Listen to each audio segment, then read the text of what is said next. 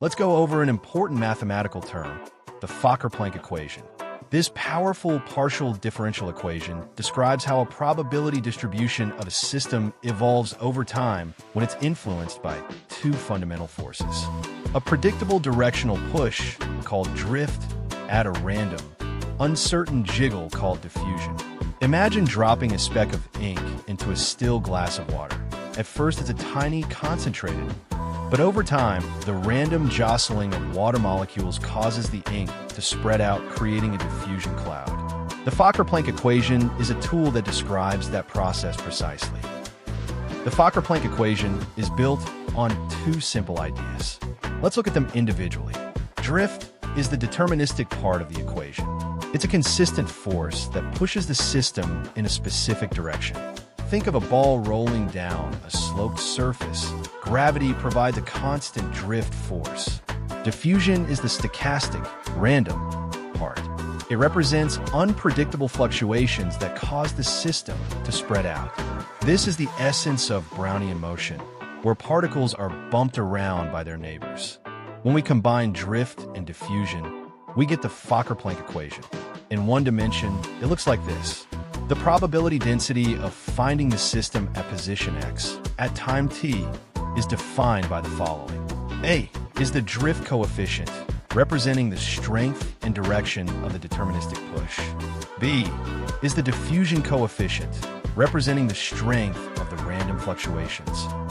Now let's see how changing the drift and diffusion coefficients affects our probability distribution. Our system will start as a highly probable state in the center. Notice how, when the drift and diffusion settings are low, the state is essentially stable. We can represent the system's belief in the statement as a variable x that ranges from -1, completely false, to +1, completely true.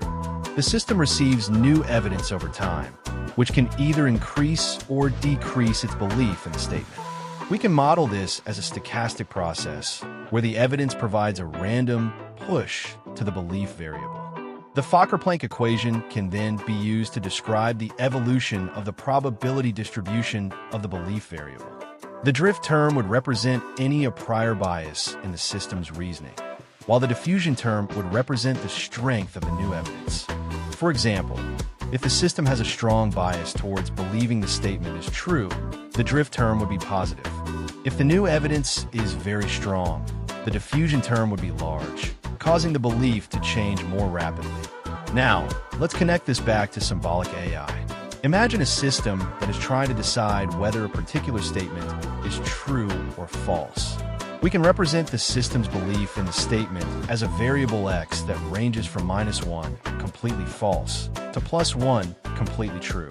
The Fokker-Planck equation is a versatile tool with many applications in AI and other fields, such as decision-making, reinforcement learning, cognitive science, and more.